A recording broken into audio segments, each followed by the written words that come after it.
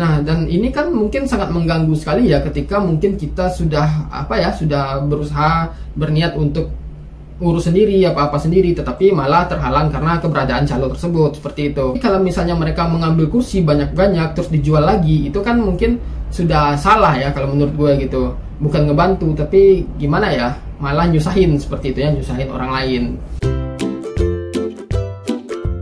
Action, minasan konnichiwa, pau desu. Oke guys, di video kali ini gue akan ngebahas yaitu tentang pendaftaran ujian di Prometric ya.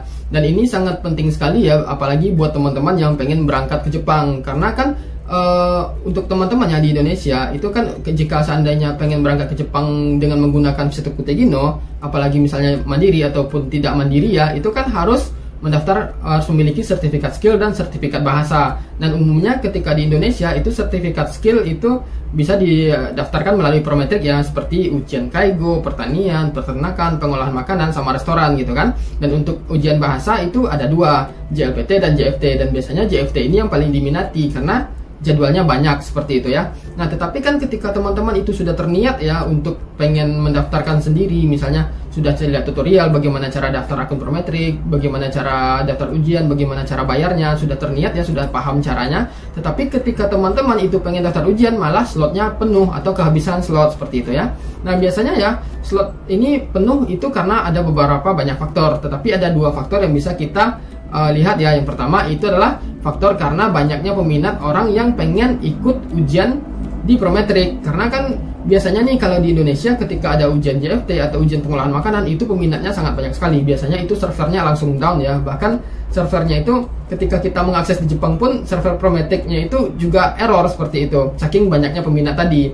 Nah, yang kedua itu adalah karena adanya calo ya. Nah, jadi kan calo ini juga berpengaruh ya terhadap slot yang tersedia di ujian Prometric tersebut. Karena kan calo ini biasanya mereka ambil kursi, mereka daftar kursi banyak-banyak, nanti kursi yang mereka dapatkan itu mereka jual ke orang-orang yang nggak dapat slot, seperti itu ya.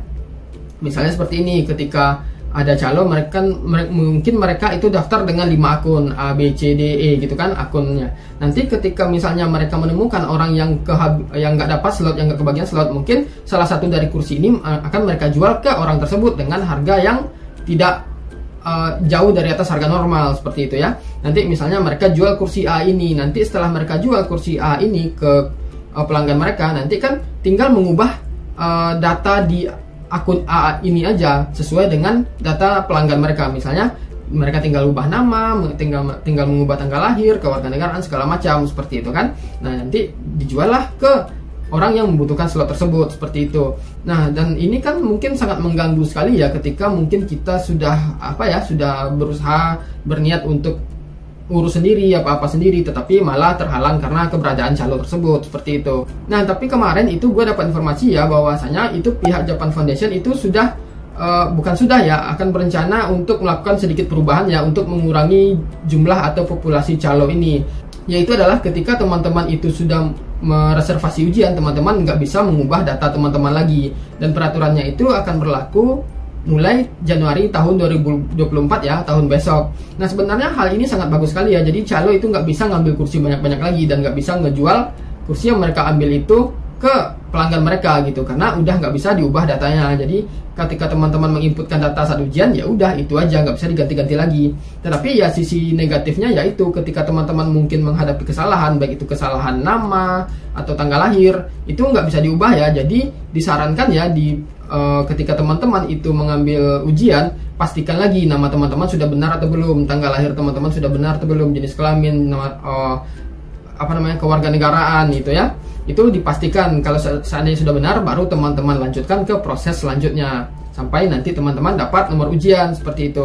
Nah, mungkin itu sih sisi kelemahannya ya, seperti itu. Tetapi dengan adanya sistem tersebut itu dapat mengurangi sedikit populasi calo ya. Tetapi yang namanya calo pasti mungkin ada aja cara yang bisa mereka lakukan untuk mendapatkan keuntungan dengan merugikan orang lain, seperti itu ya. Kalau seandainya mungkin nih ada jasa-jasa yang memberikan jasa pendaftaran, itu mungkin masih bisa diterima lah ya, karena mungkin ada juga teman-teman yang nggak paham bagaimana cara mendaftar akun, nggak mengerti cara mendaftar ujian atau mungkin pembayarannya yang sangat sulit. Biasanya kan kalau umumnya Prometric ini pembayarannya kan itu dengan kartu kredit atau dengan e-money seperti itu. Mungkin ada teman-teman yang nggak punya kartu kredit gitu kan, ya nggak ada salahnya, mungkin normal aja ya kalau misalnya ada jasa yang membantu hal tersebut seperti itu. Dan menurut gue itu nggak salah ya, karena itu mempermudah orang dalam proses pendaftaran. Tetapi kalau misalnya mereka mengambil kursi banyak-banyak terus dijual lagi, itu kan mungkin sudah salah ya kalau menurut gue gitu. Bukan ngebantu, tapi gimana ya, malah nyusahin seperti itu ya, nyusahin orang lain.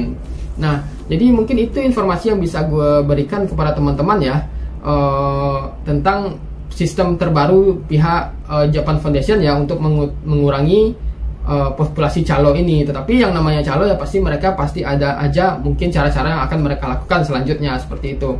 Yang menurut gue sih sebenarnya ketika kita bekerja atau misalnya mencari usaha atau mencari untung dengan menyusahkan orang lain, itu cara yang menurut gue kurang bagus ya. Nah, jadi lebih kurang seperti itu sih informasi yang bisa gue berikan kepada teman-teman ya. Semoga aja nanti di tahun depan ketika aturannya itu sudah diberlakukan, itu teman-teman jadi akan jauh lebih mudah dalam proses pendaftaran registrasi akun untuk ujian di Prometric gitu. Paling mungkin kendalanya itu teman-teman paling rebutan sesama yang pengen daftar ujian aja seperti itu ya. Nah, jadi terima kasih ya buat teman-teman yang udah nonton video ini sampai habis. Kalau seandainya teman-teman masih punya pertanyaan, silahkan aja tulis di komen, gue bakal jawab sebisa mungkin. Dan sampai ketemu di video berikutnya.